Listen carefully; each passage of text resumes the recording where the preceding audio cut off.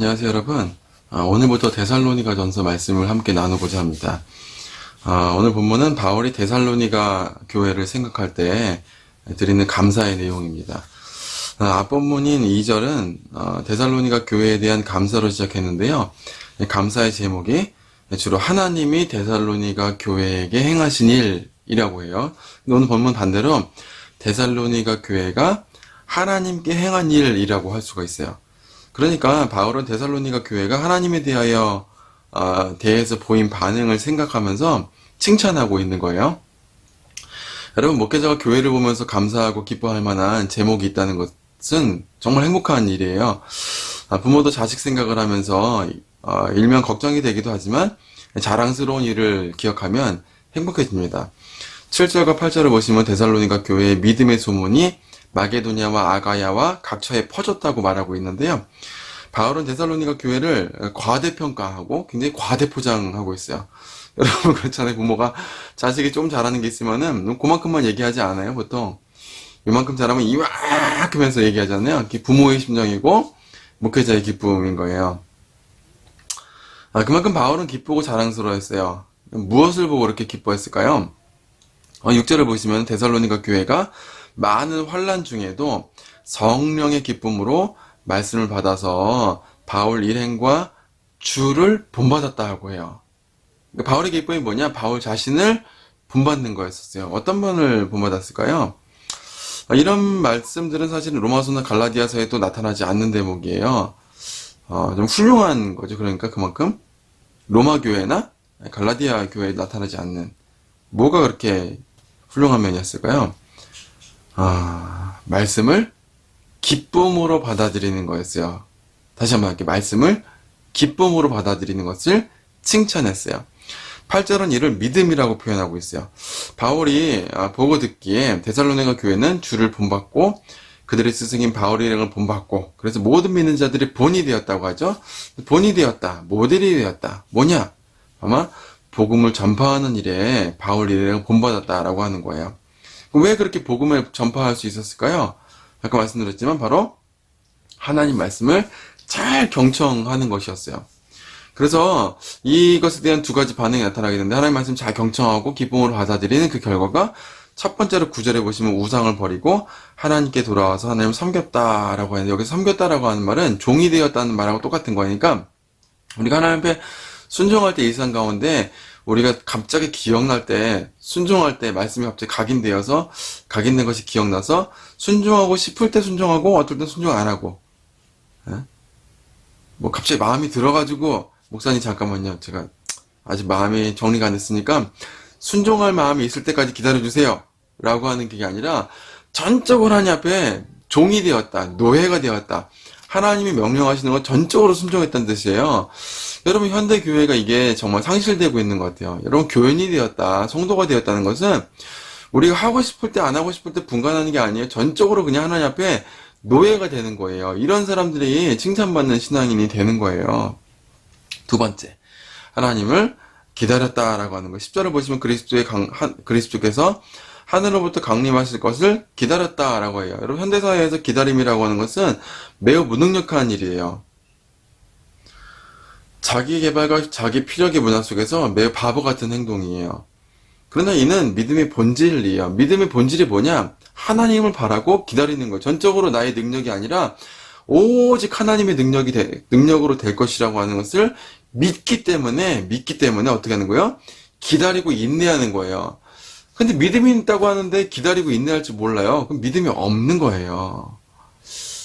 사랑하는 성도 여러분, 믿는 것은 오직 하나님, 여러분 능력이 아니라 오직 하나님의 능력을 바라보고 기다리고 그래서 인내해야 하는 거예요. 사랑하는 여러분, 인내로 여러분의 믿음을 보이시고 기다림으로 하나님에 대한 여러분의 신앙의 고백을 드리시기를 바랍니다. 인내로 믿음을 이루어가는 거예요. 데살로니가 교회는 바로 이런 신앙의 핵심에 충실을 했던 것이에요. 여러분 빌립보서에 보면은 바울이 복음을 전파하는 일을 위해서 얼마나 수고했는지를 알 수가 있어요. 바울은 정말 지나칠 정도로 열심히 가르쳤는데요.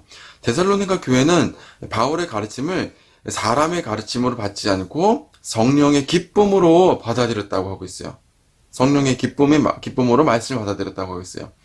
이게 바울의 첫 번째 데살로니가 교회를 향한 감사의 제목이었어요. 여러분, 목회자의 가장 큰 기쁨이 무엇인지 아십니까? 저도 그래요. 목회자가 가르친 하나님 말씀을 교회가 잘 받아들이는 거예요. 그게 최고의 기쁨이에요. 전에 섬겼던 교회는 이제 천호동에 있는 교회였는데, 설교를 하면은 참 좋은 게 뭐냐면 아멘을 정말 크게 해요. 아멘을 크게 하고, 그래서 그 다른 교회에서 강사로 오시는 목사님들이 칭찬하시는 내용이 뭐냐면은 굉장히 반응이 좋다는 거예요. 설교 들을 때 마음밭이 고루되는 거예요. 어떤 교육협회 회장을 지낸 분이 계시는데, 또 권사님이신데 저한테 예전에 한번 그런 얘기를 하셨어요. 목사님, 저는 강의 한번 준비해서 수년을 그거를 이제 계속 똑같은 강의를 하는데 그것도 힘들대요. 근데 목사님들은 매번 다른 설교 준비하려니까 얼마나 힘드시겠냐, 그런 이야기를 하셨어요. 강의는 몇 번 준비하면 계속 사용하지만 설교는 뭐 적용은 비슷할 수 있지만은 매번 말씀을 준비를 해야 되는 거예요. 그래서 여러분, 그렇게 열심히 말씀 준비하기 때문에 제가 뭐 열심히 준비해서 그렇다는 게 아니에요. 성도가 하나님 앞에서 가장 칭찬받는 게 뭐냐? 말씀을 기쁨으로 잘 받아들이는 거예요. 아멘. 그리고 기쁨으로 여기에 생명이 있습니다. 제가 순종하겠습니다. 믿고 인내하고 결실을 맺겠습니다. 라고 하는 그런 좋은 마음밭으로 받아들이는 거, 옥토가 되어서 받아들이는 거, 그게 성경에서 예수님 칭찬하시는, 하나님이 기뻐하시는 그 목회자가 가장 즐거워하는 그런 이제 교회에 칭찬받는 모습이라고 하는 거예요. 목사는 말 그대로 목회하는 직업이에요. 목회가 뭐예요? 하나님 말씀으로 양육하는 거예요.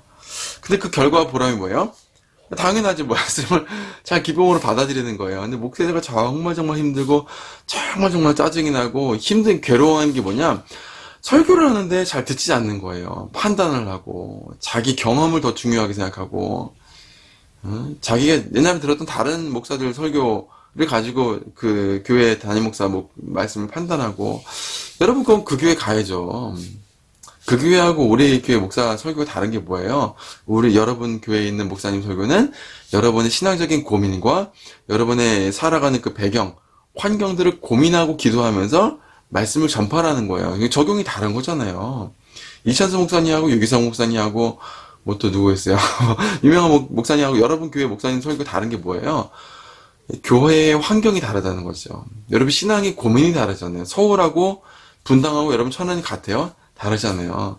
그러니까 여러분 개교에 있는 목사님들이 설교하는 내용들을 귀담아 들으시고 정말 기도하면서 신앙적인 고민을 하면서 준비하신 그 말씀들을 기쁨으로 받아들이시는 여러분 되시기를 주의 이름으로 축원합니다. 바울은 이것을 뭐라고 표현하냐? 성령의 기쁨이라고 그렇게 표현하고, 성령의 기쁨. 성도들이 하나님 말씀 잘 받아들이는 것이 성령의 기쁨이라고 이야기하고 있어요. 학사 에스라가 하나님 말씀을 선포할 때도 이스라엘 백성들이 근심하며 떨고 회개했지만 하나님의 은혜를 깨닫고 나서 함께 떡을 마시면서 감사하면서 기뻐했어요. 여러분, 하나님 말씀을 기쁨으로 받아들이시고 그 안에서 회개와 의와 평화를 경험하시기를 바랍니다. 로마서 8장은 이를 하나님 나라의 본질이다, 이렇게 얘기하고 있어요. 의와 희락과 화평인데, 언제 의와 희락과 화평이 나타났냐? 성령께서 전파하신 이 복음의 말씀을 받아들일 때, 기쁨으로 받아들일 때 마음에 의의가 있고, 그걸 믿음으로 받아들일 때 의의가 있고, 그걸 통해서 화평이 있고 기쁨이 있는 거예요. 그러니까 본질이 뭐예요? 여러분, 본질이 말씀을 전파할 때 그거를 아멘으로 믿음으로 받아들이는 거예요. 판단하지 않고. 여러분, 세속화된 목회자들은 교회 예배당 짓는 것에 기쁨을 가져요. 그래서 성도들 많아지는 거 기쁨으로 여겨요. 물론 저도 이제 개척교회 하니까 성도들 한 분 한 분 오는 게 얼마나 감사하고 기쁜지 몰라요. 하지만 여러분, 어떻게 보면 하나님께서 보실 때는 개척교회 섬기러 오신 건 정말 귀한 일이죠. 제가 전 그 자신할 수 있어요. 큰 교회에 계신 분도 귀한 일인데, 큰 교회에서 개척교회를 가는 거는 정말 귀한 일이에요. 하나님 기뻐하세요. 정말 어려운 길이잖아요. 잘 갖춰주는 교회가 아니라 하나님의 일을 감당하기 위해서 어려운 곳으로 가는 것처럼 귀한 일이 없는 거예요.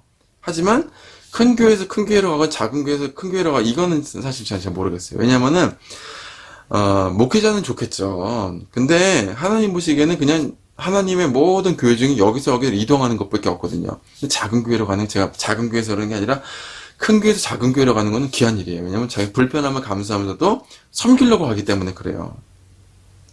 하지만 그것도 본질적인 목회자의 기쁨이라고 할 수는 없겠죠. 가장 큰 기쁨이 뭐예요? 네? 하나님 말씀을 잘 받아들이는 거예요. 그것처럼 목회자의 큰 기쁨이 없고, 오늘 바울도 얘기했잖아요. 데살로니가 교회를 칭찬하는 것. 하나님 말씀을 바울이 전한 말씀이 아니라 사람의 말이 아니라 하나님의 말로 받아들였다라고 하는 거예요. 그게 바울의 가장 큰 기쁨이었어요. 여러분, 참된 목회자의 기쁨은 성도들이 하나님 말씀을 아멘으로 받아들이고 그 말씀을 기뻐하는 것이에요.